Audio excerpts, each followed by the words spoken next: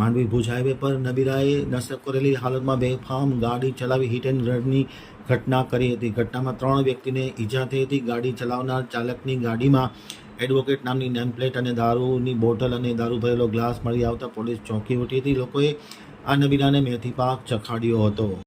હવે માંડવી આમતક ન્યૂઝ બ્યુરોનો એક વિસ્તૃત અહેવાલ। માંડવી ભુજ હાઈવે પર સર્જાયો અકસ્માત। દારૂની નશાની હાલતમાં નબીરાએ અકસ્માત સર્જ્યો હતો। ફૂલ નશામાંની હાલતમાં નબીરાએ અકસ્માત સર્જતા ભારે અફડાતફડી મચી જવા પામી હતી।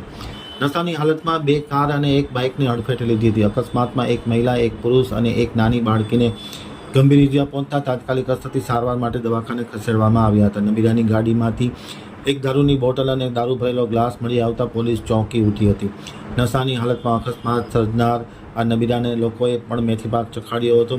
જોકે તેમની કાર ઉપર એડવોકેટ નામની નંબર પ્લેટ લગાડી હતી અને આ નબીરો બેફામ નશો કરેલી હાલતમાં ગાડી ચલાવતો હોવાનું લોકોનું કહેવું છે। જોકે પોલીસે હજી કઈ બાબતની પુષ્ટિ કરી છે અને કઈ પ્રકારની ફરિયાદ કરી છે, નોંધી છે તે વિશે કોઈ વિસ્તૃત માહિતી ઉપલબ્ધ નથી। પરંતુ આ જે રીતના હિટ એન્ડ રનની ઘટના ગઈકાલે ઘટી છે તે ખૂબ જ દુઃખદ છે।